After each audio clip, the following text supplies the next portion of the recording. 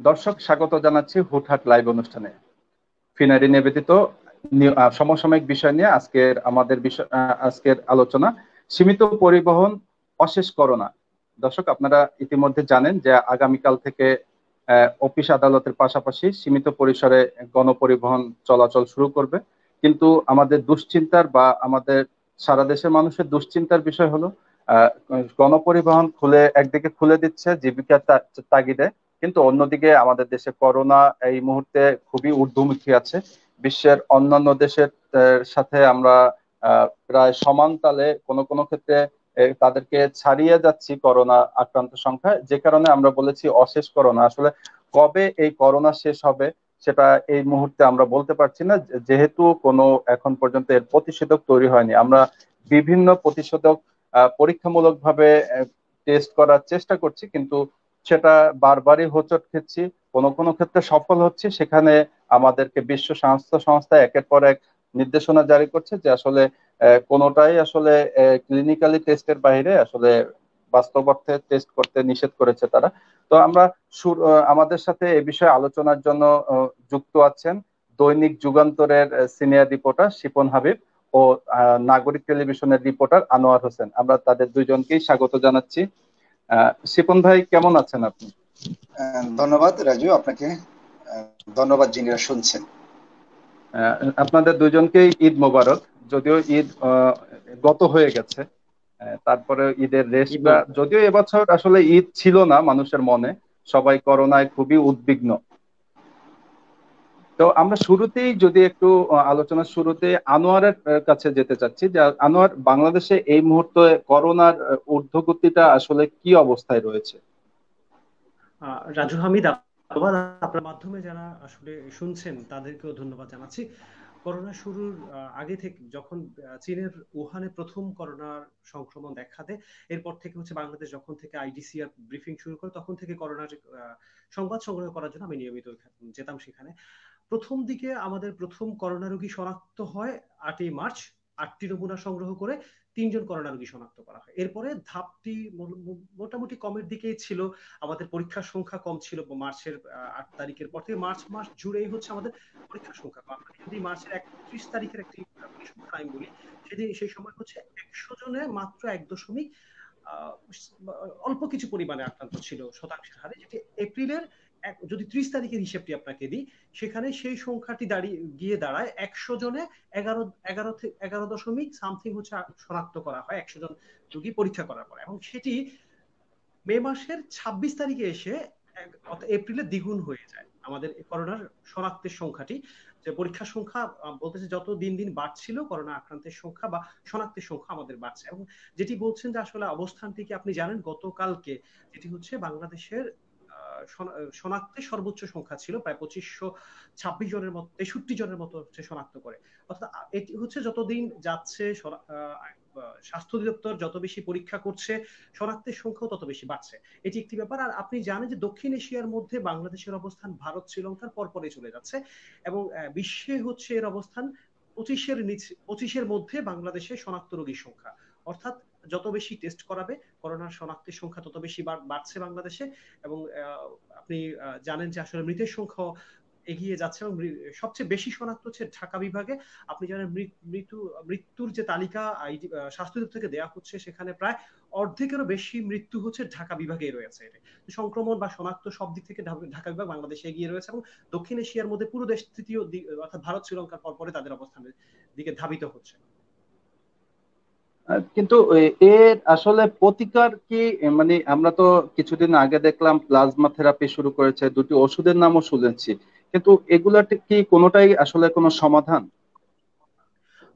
রাজু হামিদ, আপনাকে মাধ্যমে যারা শুনছেন তাদেরকে একটু জানাই, সচেতনতার জায়গা থেকে আসলে এটি জানানো দরকার। প্রথমত প্লাজমা থেরাপিটা আপনি জানেন অনেক আগে ইবোলা কিংবা আরো যে ভাইরাস গুলো ছিল তখন থেকে এটি কার্যকর হয়ে আসছে। তবে চীন উহানে প্রথম করোনা জন্য 5 জন রোগীর উপর এই প্লাজমা থেরাপিটি প্রয়োগ করে, এবং তারা বলছে তারা শতভাগে সে 5 জনের মধ্যেই সফল। কিন্তু এই প্লাজমা অনেকাংশে সফল, শতভাগ সফল বলা যাবে না। যেমন এই প্লাজমার জন্য যেটি আসলে সবচেয়ে বেশি প্রয়োজন, যে একজন সুস্থ রোগী যারা আছেন তারা যখন হচ্ছে করোনা আক্রান্ত হওয়ার পর সুস্থ হয়ে গেছেন, তাদের শরীরে এক ধরনের অ্যান্টিবডি তৈরি হয়। সেখান থেকে হচ্ছে একজন সুস্থ মানুষের দেহে 55% এই প্লাজমা হলুদাবংশ বা রক্তরশ্মি থাকে। সেটি যদি একজন সুস্থ মানুষ 2 থেকে 4 জন মানুষকে যারা করোনা আক্রান্ত হয়েছেন তাদেরকে দিতে পারেন, এবং তারা হচ্ছে সুস্থ হওয়ার সম্ভাবনা অনেক বেশি পরিমাণে তৈরি হয়। এবং সেই হিসেবে আমাদের বাংলাদেশে যে সংকটটি সবচেয়ে বেশি, এখন প্লাজমার অনেকাংশ সংকট রয়েছে। মানে যারা হচ্ছে সুস্থ হয়েছে তারা হয়তো এগিয়ে আসছেন না অনেকটা ভীতিকর একটা পরিস্থিতির কারণে। আমাদের আসলে আমরা যারা গণমাধ্যমে কাজ করি বা হচ্ছে এরকম সোশ্যাল মিডিয়া যেহেতু আমাদের বলার সুযোগ রয়েছে, সেই জায়গা থেকে আমরা মনে হয় এই প্রচারটি সবচেয়ে বেশি করা উচিত। যারা সুস্থ হয়ে গেছেন তারা যেন অন্তত পক্ষে প্লাজমাটি হচ্ছে যারা অনেক বেশি অসুস্থ তাদেরকে দেওয়া হয়। আরেকটি বিষয় যোগ করে রাখি, আমার দেশে এই মুহূর্তে 45,000-এর মতো করোনা রোগী শনাক্ত হয়েছে, এবং একটু বিষয় খেয়াল করলে আপনি দেখবেন প্রায় 10,000-এর মতো রোগী হচ্ছে সুস্থ হয়ে গেছে। কিন্তু প্রত্যেককে যে আসলে এই প্লাজমাটি দিতে হবে ব্যাপারটা এরকম নয়। কারণ হচ্ছে যারা হচ্ছে খুব সিভিয়ার পর্যায়ে রয়েছে, ধরেন সেটা 10% বা তারও কম পরিমাণে, তাদেরকে আসলে প্লাজমাটি দেওয়ার প্রয়োজন পড়ে, এবং যারা হচ্ছে আসলে অনেক বেশি বয়স্ক তাদের। এখন এই 10,000 মানুষ যারা সুস্থ হয়েছেন তারা যদি এই 5% মানুষকে প্লাজমাটি দিতে যায়, একজন মানুষ যেহেতু 2 থেকে 4 জনকে বিশেষজ্ঞরা যেটি বলছেন, চিকিৎসকরা যেটি বলছেন দিতে পারেন, সে জায়গা থেকে আসলে তারা যদি এগিয়ে আসে, আমাদের যে ডাক্তাররা বারবার বলছেন যে আসলে প্লাজমাটির সংকটের কথা, সেই সংকটটি আর থাকে না। তা আমার যেটি মনে হয় যে আমাদের সবারই এই আহ্বানটি থাকা উচিত যে মানে যারা সুস্থ হয়েছেন, যাদের দেহে অ্যান্টিবডি তৈরি হয়েছে, তারা যেন প্লাজমা দিতে ভয় না পায়, কারণ এটি অনেকটাই রক্তদানের মতো। এই প্লাজমার কোনো পার্শ্ব প্রতিক্রিয়া নেই এমনটি আসলে বিশেষজ্ঞরা বলে আসছেন। কিন্তু বিশ্ব স্বাস্থ্য সংস্থা তো গতকাল বলেছে যে এটি আসলে পর্যাপ্তভাবে ব্যবহার না করার জন্য, শুধুমাত্র ক্লিনিক্যাল ব্যবহার করার জন্য, পরীক্ষামূলক ভাবে। হ্যাঁ, সেটি আসলে তারা আসলে এই ট্রায়ালটা দেওয়ার পর থেকে আসলে এটি প্রয়োগ করা যেতে পারে। আপনি জানেন বিশ্বব্যাপী মার্কিন যুক্তরাষ্ট্রে এটি প্রয়োগ করা হয়েছে এবং তারাও সফলতা দাবি করছেন। আমাদের পার্শ্ববর্তী দেশ ভারতে এটির প্রয়োগ হয়েছে, তারাও সফলতার কথা বলছেন। কিন্তু শতভাগ যে সফলতার ব্যাপারটি সেটি আসলে কেউই বলেননি। যেহেতু এখন কোনো উপায় নেই, তাই এটা ব্যবহার করা যেতে পারে, এই তো ব্যাপারটা যে অনেকটাই আমরা একটু এরকম। শিপন হাবিবের কাছে যাচ্ছি। ওষুধের দিকে আমরা যেতে পারিনি বা আবিষ্কার হয়নি, ভ্যাকসিন আবিষ্কার হয়নি, কারণ একটা এই ধরনের ভাইরাসের বিরুদ্ধে ভ্যাকসিন আবিষ্কার আসলে সময় সাপেক্ষ ব্যাপার, যেটা ভ্যাকসিনের ইতিহাস দেখলে আমরা একটুখানি বিশ্লেষণ করি সময়। তাই এখন আসলে বিকল্প হিসেবে এই প্লাজমাটাই আমাদের কাছে মনে হয়, বিশেষজ্ঞরা যেটি বলছেন, এই মুহূর্তে অনেকটাই কার্যকর।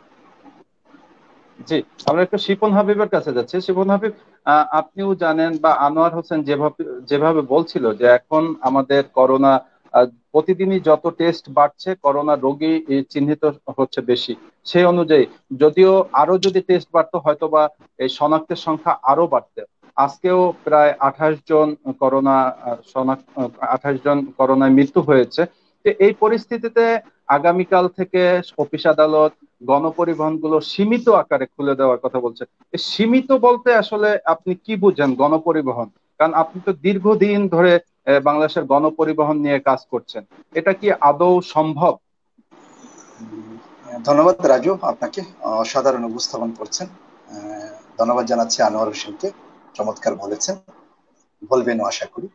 কিন্তু আমি রাজু আপনাকে দৃষ্টি আকর্ষণ করে বলতে চাই, স্বল্প পরিসর কিংবা সীমিত যে শব্দটা, যিনিরা বের হবেন তারা এটা ভেবে বের হবেন যে সীমিত আকারে একটু বের হয়ে আসি, সীমিত আকারে একটু বেরিয়ে আসি, সীমিত আকার একটু চিটাঙ্গের যে বন্ধু আছে, বান্ধবী আছে, আত্মীয় স্বজন আছে, তাদের বাড়িতে বেড়ে আসি। এই সীমিতটাই যে কাল হবে, এটা কিন্তু সরকার বাহাদুর যারা আছেন, আমাদের দেশের যারা বিশ্লেষক যারা আছেন, জ্ঞানী মানুষ যারা আছেন, তারা কিন্তু বেশ জানেন। তার একটা জানেন যে সরকার মহোদয় যে জানেন, তার কারণ হলো, দেখেন আমাদের সাধারণ সম্পাদক কাদের ভাই কিন্তু দারুণ ভাবে বলেছেন, বিকালে দুপুরে একটা কথা বলেছেন যে সীমিত পরিসরে মধ্যে গণপরিবহন যখন চলবে, সেটাকে যদি স্বাস্থ্যবিধি এবং গণপরিবহন সেক্টর থেকে যে নির্দেশনা হবে সেটা যদি মানা না হয়, তাহলে ভয়াবহ আকার ধারণ করবে। তারা কিন্তু সবাই জানে, তো জানার পরও কেন এই খেলা, মরণ নিয়ে খেলা? আর কি কোনো উপায় আমাদের কাছে কি ছিল না? সরকার বারবার বলছে যে অর্থনীতির চাকা সচল রাখার জন্য তারা এই সিদ্ধান্ত নিয়েছে, কিন্তু আসলে আগে মানুষের জীবন নাকি অর্থনীতি? রাইট। এই জিনিসটা আসলে আমি একটু প্রশ্ন করতে চাই আপনার মাধ্যমে সরকার বা যিনিরা সংশ্লিষ্ট আছেন তারা, যে আমি রাজু আপনারা যদি একটু কষ্ট করে বেঁচে থাকি তাহলে কিন্তু এক সপ্তাহ না হয় 10 দিন না হয় 1 মাস পরে আমরা আমার সংসারকে আমি দাঁড় করাতে পারবো, আমার ব্যবসা প্রতিষ্ঠানকে দাঁড় করাতে পারবো। যখন আমি মরে যাব, আমি বাঁচবোই না, তখন কিন্তু প্রশ্ন দাঁড়াচ্ছে যে আমি কিভাবে আমি দাঁড়াবো, আমার সংসারকে দাঁড় করাবো। সংসার এবং নিজের একটা ব্যবসা প্রতিষ্ঠান, প্রত্যেকটা মানুষের সংসারকে কেন্দ্র করে একটা রাষ্ট্র হয়, রাষ্ট্র একটা সংসারে পরিণত হয়। প্রত্যেকের বাড়ি সংমিশ্রণে, প্রত্যেকের জীবন আচার সংমিশ্রণে কিন্তু একটা রাষ্ট্র হয়, রাষ্ট্রের মানুষ হয়। সেই জায়গায় আপনি দেখেন আজকে কালকে থেকে 8 জোড়া ট্রেন কিন্তু চালানো হবে। আপনি শুনেছেন আজকে রেলমন্ত্রী খুব চমৎকার ভাবে বলেছেন যে তারা 8 জোড়া মানে 16টা ট্রেন চালানো হবে। আমি আপনাকে দৃষ্টি আকর্ষণ করছি, ঈদের সময় কিন্তু অনেক জনবল থাকে। আপনি বলেন রেলের জিআরপি থাকেন, নিরাপত্তা থাকেন, স্কাউট থাকেন, র্যাব থাকেন, বিভিন্ন বাহিনীর মানুষ থাকে, কিন্তু প্রত্যেকটা ট্রেনের মধ্যে কিন্তু মৌমাছির মতন মানুষ উঠে। ট্রেন দেখা যায় না, শুধু মানুষ আর মানুষ দেখা যায়।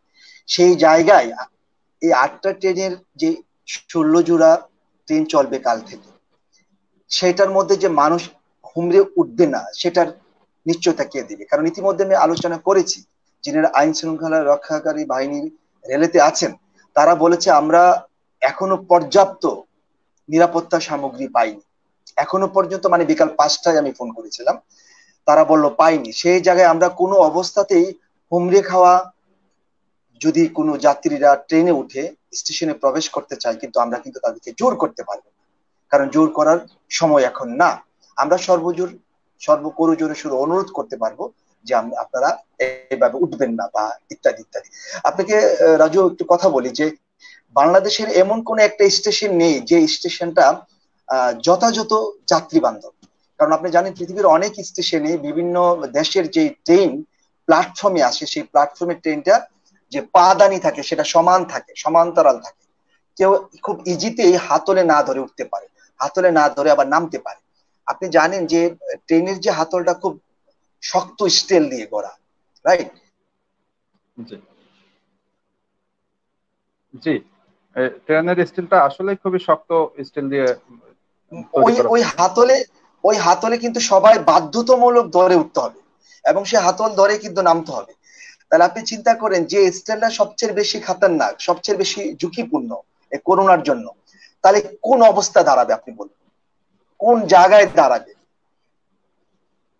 আমি শ্রদ্ধা রেখে বলছি রেলমন্ত্রীকে যে উনি বলেছেন যথেষ্ট নিরাপত্তা থাকবে, ওকে, কিন্তু বাংলাদেশের এমন কোন একটা স্টেশন নেই যে যে স্টেশনটা একদম যথাযথ, যে কোনো যাত্রী বিনা টিকিটে ঢুকতে পারবে না, কিংবা অবৈধভাবে কোনো যাত্রী স্টেশনে ঢুকতে পারবে, এমনটা কিন্তু না।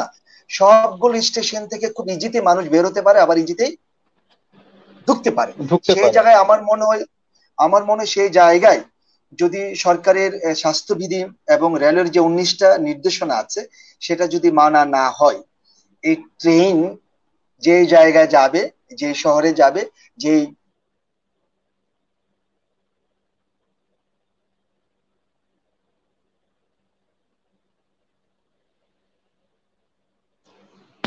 জি শিপন হাবিব,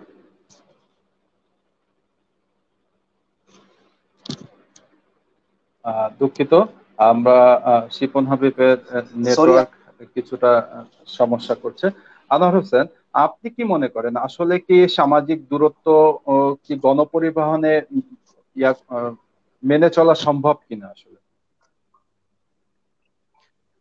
রাজু, আমি তার আগে আমার বেশ কিছু প্রশ্ন আছে এই জায়গাটি। প্রথমত হচ্ছে বলছে সীমিত পরিসরে, সীমিত পরিসরের আসলে সংজ্ঞায়নটি কি হবে সেরকম ব্যাখ্যা আমরা এখন পর্যন্ত জানি না। যদি ধরে নিলাম যেটি শিপন হাবিব ভাই যেটি বলছিলেন যে ট্রেনের সংখ্যাটি আসলে তারা ইচ্ছে করলে নির্ধারণ করে দিতে পারেন যে সেখানে হয়তো সেটা সীমিত আকারে চললেন, প্রথম একটি ব্যাপার। কিন্তু বাস যে সংখ্যাটি সেটি কি আসলে সীমিত আকারে চলবে? এরকম সংখ্যা নির্ধারণ করার না, সুযোগ তারা আসলে নেই, যেটা যেটা বলছে আসলে যে যে বাসে তারা যেটা আমি বলছে যে সেই যে প্রশ্নে বাসের ক্যাপাসিটি 40 সিট সেখানে 20 সিট তারা বিক্রি করবে। হ্যাঁ রাজু, আমি সেই জায়গাটি আমি আসছিলাম। এখন প্রশ্নটি হচ্ছে অফিস খুলছেন, সবকিছুই খুলে আগামীকাল থেকে খুলে যাচ্ছে। এখন সেই জায়গায় যাত্রীর সংখ্যা কিন্তু কমছে না। আপনি যদি সিটের সংখ্যা কমিয়ে দেন কিন্তু বাসের সংখ্যা আপনি বাড়ানোর মতো ক্যাপাসিটি এই মুহূর্তে নেই, তাহলে সেই জায়গাটি আপনি কিভাবে নিশ্চিত করবেন যে আসলে 20% অর্ধেক সিটে আমি যাব না বা আপনি যাবেন না বা আরেকজন যাবে না? তখন কি একটু খেয়াল করলে একটুখানি যদি বিশ্লেষণ করে আমরা বুঝতে পারি যে আসলে এই জায়গাটিতে তখন আরো বেশি পরিমাণে মানুষের একটা ধাক্কাধাক্কি লাগবে যে কে আগে উঠবে ওই অর্ধেক সিটের মধ্যে, যেহেতু আমাদের বাসের বিশেষ করে আমাদের নারী যারা যাত্রী আছে। হ্যাঁ, ব্যাপারটা ওইরকমই। কারণ হচ্ছে আপনি তো ওই মানুষগুলো যারা চাকরিজীবী, তারাই, যারা মধ্যবিত্ত, যাদের আসলে ব্যক্তিগত গাড়ি নেই, তারাই মূলত বাসে চড়েছে আগে থেকে, এখনো বাসে চড়বে। তাহলে সেই যাত্রীর সংখ্যা কিন্তু কমেনি। আপনি সেই অফিস আদালত খুলছেন, সবকিছুই খুলছেন, সিটের সংখ্যা কিন্তু কমিয়ে দিচ্ছেন। তাহলে আসলে এই সমস্যাটা, এই জায়গাটি সমাধান আসলে কি হবে সেটি আসলে আমাদের কারোই মনে হয় বোধগম্য নয়। যে কারণ বাসের সংখ্যা বাড়ানো কোনোভাবেই এই মুহূর্তে সম্ভব নয়, বরঞ্চ বাসের সিটের সংখ্যাটি আরো কমে যাচ্ছে এই জায়গাটি। এটি একটি ব্যাপার। দ্বিতীয়ত হচ্ছে আপনি আসলে মনিটরিং করবেন কিভাবে? তারা যে এরকম কোনো কমিটি বা কোনো কিছু আজ পর্যন্ত আমরা দেখিনি যে তৈরি করে দিয়েছে যে হ্যাঁ 50%। সরি, নেটওয়ার্ক ডিস্টার্ব ছিল রাজু, আমি এই রুমে চলে আসছি। নেটওয়ার্ক ডিস্টার্ব ছিল, সরি, আমি শুনতে পারিনি আপনার প্রশ্নটা। আমি চেষ্টা করব শোনাতে।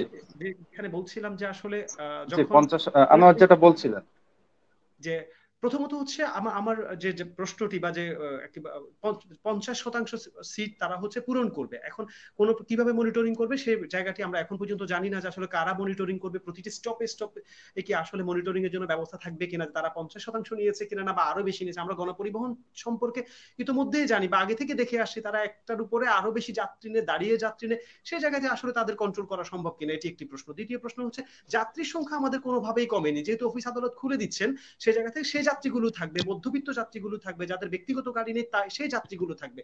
তাহলে যখন আমার অফিস 10টায় থাকবে, আমি যেতে চাইবো, আরেকজন চাকরিজীবী যেতে চাইবে, এখন অর্ধেক সিটে আসলে সেটি কতটুকু পূরণ হওয়া সম্ভব? কারণ তখন তো আমি চাইবো উঠি বা আরো একজন চাইবে উঠি, যেহেতু আমার পূরণ হওয়া সম্ভব, কারণ তখন তো আমি চাইবো উঠি বা আরো একজন চাইবে উঠি, যেহেতু আমার এই সমস্যাটি। জি, ধন্যবাদ। আমরা একটু এ বিষয়ে শিপন হাবিবের সাথে, এ বিষয়ে শিপন হাবিব কি বলবেন? শিপন হাবিব, যাত্রীর সংখ্যা তো কমেনি, সরকার অফিস আদালত খুলে দিচ্ছে, তার মানে তো যাত্রী অনেক বেড়ে যাচ্ছে। সেক্ষেত্রে সীমিত গণপরিবহন দিয়ে কিভাবে আসলে রক্ষা হবে,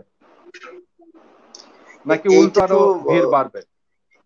হ্যাঁ রাজু, আপনি যথাযথ বলেছেন, আনোয়ারও বলেছেন যে আসলে কিন্তু এই বিপদের সময় একজন রেলওয়ে কর্মকর্তা আমাকে বলছিলেন যে এই বিপদের, মহা বিপদের সময় যাত্রীদের যদি সুনিশ্চিতভাবে সেবা দেওয়ার লক্ষ্য থাকে তাইলে কি করা হতো, রেলে যেমন 335টা, ঈদের সময় 335টা ট্রেন চালু হয়, তারপরে আবার প্রায় 7 জোড়া থেকে 14 জোড়া পর্যন্ত ট্রেন স্পেশাল করা হয়, প্রায় 300-র উপরে অতিরিক্ত বগি সংযুক্ত করা হয়। তাহলে যদি সেবাই দেওয়া হয়, করোনা ভাইরাস যাতে কারো আক্রান্ত না হয়, সেই জায়গায় কিন্তু ট্রেনের সংখ্যা অবশ্যই বাড়ানো দরকার ছিল। কারণ বাড়ালেই কিন্তু যিনিরা খুব আগ্রহী হয়ে আছেন যে বিভিন্ন রাজধানী আসবে, বিভিন্ন শহরে যাবেন, বিভিন্ন বিভাগীয় শহরে যাবেন, তারা কিন্তু স্বচ্ছভাবে যেতে পারতো। যেমনটা আনোয়ার বলেছেন যে বাসে যদি একজন দূরত্ব হয়, একই টাইমে তো মানুষের অফিস আদালত হয়, তাই না?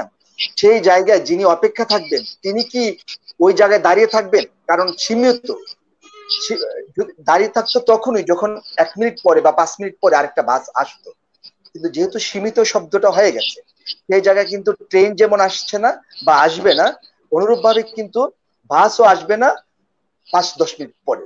ফলে যিনি অপেক্ষা করছেন তিনি কিন্তু, আমি জানি না উনি কতটুকু ধৈর্য ধরতে পারবেন, অবশ্যই ধৈর্য ধরা তার দরকার, কিন্তু ধৈর্য ধরে তার অফিস সঠিক সময়ে পৌঁছতে পারবে না, সেই জায়গায় আমার মনে ম্যাচাকার হয়ে যাবে নিশ্চিত। আমি আমার যেটা মনে হচ্ছে, কারণ আমরা যেমন বীরের জাতি, তেমনি আবার লঙ্ঘন করার জন্য কিন্তু আমরা যথেষ্ট, আইন লঙ্ঘন করার জন্য যথেষ্ট পারদর্শী আমরা। সেটা আমি জানি না সেটা আমি দেখবো কিনা। আর একটা প্রশ্ন, প্রজ্ঞাপন যখন সরকারের পক্ষ থেকে দেয়া হলো, তখন সেখানে কিন্তু স্পষ্টভাবে বলা আছে এক জেলা থেকে আরেক জেলায় কেউ যেতে পারবে না, যাতায়াত করতে পারবে, কিন্তু দূরপাল্লার গাড়ি বা ট্রেন ছেড়ে দিচ্ছে বা লঞ্চ ছেড়ে দিচ্ছে, তার মানে কি সে তো এক জেলা থেকে আরেক জেলা সরকারি সুযোগ করে দিচ্ছে যাওয়ার জন্য। অবশ্যই হ্যাঁ, অবশ্যই যেতে পারবে এবং সেটা মানে উৎসাহ নেওয়া যাবে, কারণ প্রজ্ঞাপনের সাথে এই জিনিসটা মিল আসছে না। প্রজ্ঞাপনে হ্যাঁ, তাহলে কি সমন্বয়হীনতা আছে কিনা আসলে? না, অবশ্যই সমন্বয়হীন আছে, এবং এই সমন্বয় দেখেন রাজু, এই সমন্বয়হীনতাই কিন্তু যতটুকু আমাদেরকে ডুবাচ্ছেন তার চেয়ে আরো বেশি ডুবাবেন। যতটুকু আক্রান্ত, ওই জানোয়ার বলেছেন, লাফিয়ে লাফিয়ে কিন্তু আক্রান্তের সংখ্যা বাড়ছে, লাফিয়ে লাফিয়ে মৃত্যুর সংখ্যা বাড়ছে। একটা পর্যায়ে এমন লাভ দেবে তখন মানে আমাদের কোনো উপায় থাকবে না। একমাত্র আল্লাহ আল্লাহ যদি দয়া না থাকে, আমাদের এই হযবর সিদ্ধান্ত কিংবা সিদ্ধান্তকে না মানা, সরকারের স্বাস্থ্যবিধিকে না মানা, কিংবা বিশেষজ্ঞদের যে নির্দেশনা আছে সেগুলো আমরা তো একদম প্রতিযোগিতা হিসেবে নিয়েছি যে না, মানবো না, ঘরে থাকবো না, এই কাজ করব না, মানে সবাই নেমে গেছি, এমন একটা অবস্থা। আপনি দেখেন, আনোয়ার ঠিক বলেছেন রাজু, আপনি দেখেন যে সড়ক পথের কথা দেখেন, আপনি গত 2-4 দিন ধরে কি অবস্থা, শুই পড়ার জায়গা নেই। যে জায়গায় সামাজিক দূরত্ব থাকার কথা বলছেন সেই জায়গায় শুই পড়ার কোনো জায়গা নেই। আইন শৃঙ্খলা রক্ষাকারীর বাইরে যারা আছেন, যারা সচেতন মানুষ আছেন, যারা প্রতিরোধ করার মানুষ আছেন, তারা কিন্তু একদম মূর্তির মতন দাঁড়িয়ে দাঁড়িয়ে দেখছেন। তাছাড়া কিছু করার নেই, কারণ মানুষের স্রোত এত বেশি, আপনি যে জায়গায় যদি জোর করবেন নাচাকার হয়ে যাবে। কারণ মানুষ তো যখন দুর্ভোগে পড়ে, মানুষ যখন প্রচুর টেনশনে থাকে, তখন কিন্তু মানুষ, সুন্দর মানুষগুলো, ভদ্র মানুষগুলো খুব সহজে কিন্তু অসুন্দর হয়ে যায়, অভদ্র হয়ে যায়। কারণ তখন তার আর হিতার জ্ঞান থাকে না। ফলে সেই স্রোত, মানুষের স্রোতকে কিন্তু কেউ ইতিপূর্বে বাধা দিতে পারেনি। ফলে এই যে কালকে থেকে যে বাধা দিতে পারবেন কেউ, প্রতিরোধকারী সংস্থা কিংবা সংশ্লিষ্ট যারা আছেন, আমার মনে সম্ভব না। কারণ ইতিমধ্যে তো হয়নি, সম্ভব নয়, সম্ভব হয়ে হয়ে ওঠেনি।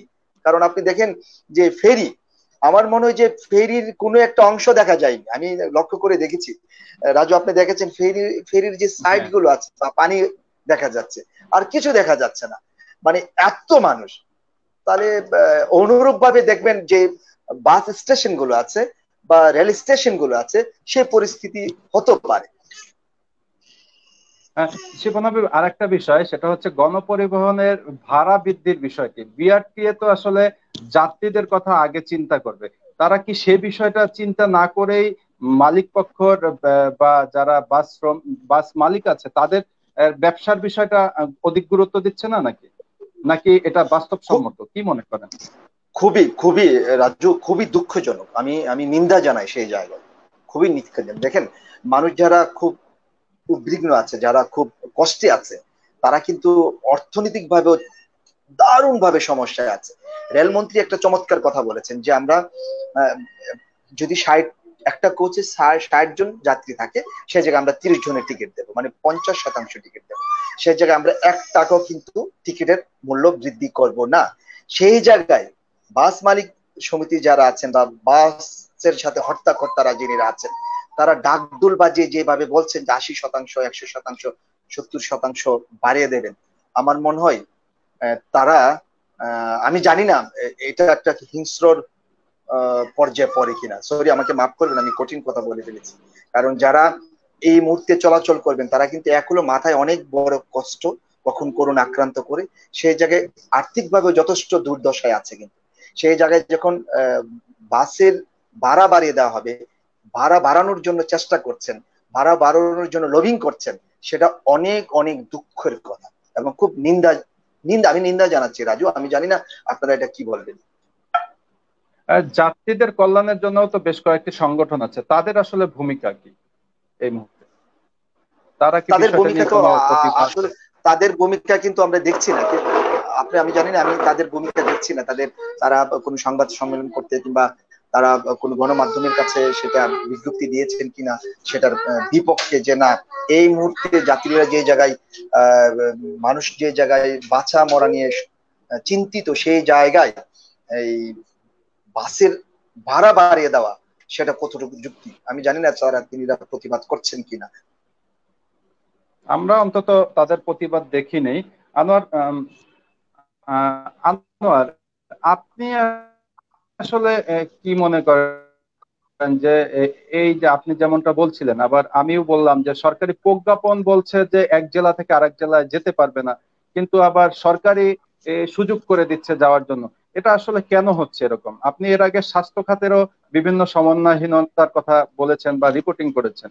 আপনার কি মনে হচ্ছে? রাজু আহমেদ, প্রথমত হচ্ছে দেখেন, যখন ঈদের আগে আমরা অলিখিত এক ধরনের লকডাউনের মধ্যে ছিলাম, যদি সরকারের তরফ থেকে সেটিকে লকডাউন তারা বলছিলেন না, সাধারণ ছুটি বলছিলেন, কিন্তু যাওয়ার ব্যাপারে অনেকটা নিষেধাজ্ঞা ছিল ঈদের আগে পরে বা যে এই সময়গুলোতে।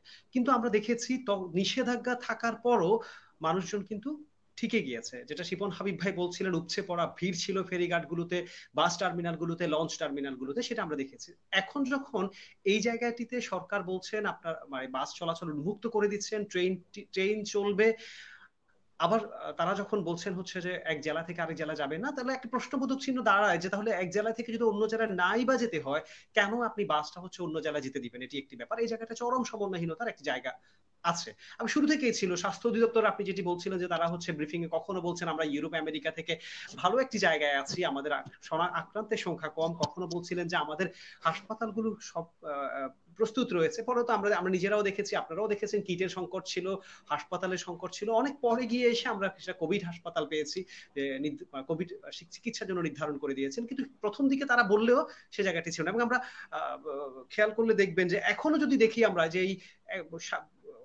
করোনা পরীক্ষার জন্য যে ব্যাপারটি, সেটির জন্য আপনাকে 4 দিন 5 দিন করে হচ্ছে অপেক্ষা করতে হয়। পরীক্ষা দিতে গেলে হচ্ছে আপনার সিরিয়ালে তো পড়তে হয় প্রথমত হচ্ছে, দ্বিতীয়ত হচ্ছে আপনি 5 দিন পরেও আপনি আপনার ফলাফল পাচ্ছেন না। এরকম অসংখ্য ঘটনা আমাদের মধ্যে আছে। এটি একটি ব্যাপার। আর আরেকটি ব্যাপার আপনি যেটি বলছেন যে ভাড়ার কথা যেটি বলছিলেন, শিপন হাবিব ভাইও যেটি বলছেন, যেটি হচ্ছে দেখেন, প্রথমত হচ্ছে করোনাকালীন সময়ে 3 মাসের উপরে সময়ে অনেক প্রতিষ্ঠান আছে তারা তাদের ঠিকমতো বেতনটি পরিশোধ করেননি। প্রথমত হচ্ছে এই চাকরিজীবী যারা রয়েছেন তারা আর্থিক দৈন্যতার মধ্যে আছে, এবং তার উপরে যদি তাদেরকে ডাবলেরও বেশি পরিমাণ, প্রায় 100 ভাগ বেশি ভাড়া দিতে হয়, দিয়ে হচ্ছে তারা যাবে এক মৃত্যু ঝুঁকি নিয়ে হচ্ছে তারা অফিস আদালতে যাবে। দ্বিতীয়ত হচ্ছে তারা হচ্ছে শেষ মাসের আসলে বেতন পাবে কিনা তারও কোনো নিশ্চয়তা থাকবে না, মানে সে হয়তো ঋণের বোঝার মধ্যে আবারও পড়বে। সব দিক থেকে আসলে সাধারণ মানুষ, মধ্যবিত্ত মানুষগুলো অনেক বেশি পরিমাণে এই ভুক্তভোগী হবে এটি। আর আরেকটা ব্যাপার, সমন্বয়হীনতা জায়গাটি একেবারে শুরু থেকে পর্যন্ত সব বেশিরভাগ সময় সমন্বয়হীনতা আমরা দেখেছি। যদি সরকারের চেষ্টাও ছিল সেটি অস্বীকার করব না, কিন্তু চেষ্টাকে ছাপিয়ে গিয়ে সমন্বয়হীনতা জায়গাটি আমাদের চোখে স্পষ্ট করে চোখে আঙুল দিয়ে দেখিয়ে দিয়েছে। এবং আমাদের স্বাস্থ্য খাত যে আসলে নড়বড়ে একটি অবস্থার মধ্যে ছিল, বলতেই হচ্ছে এভাবে, সেটিও আমাদের এই করোনা এসে দেখিয়ে দিয়েছে যে আসলে আমাদের স্বাস্থ্য খাতের প্রকৃত চিত্রটি কি। শিপন হাবিব, আমাদের এক দর্শক শাহনাজ শারমিন, তিনি বলেছেন যে বাস ভাড়া বাড়লে কি আর কমবে?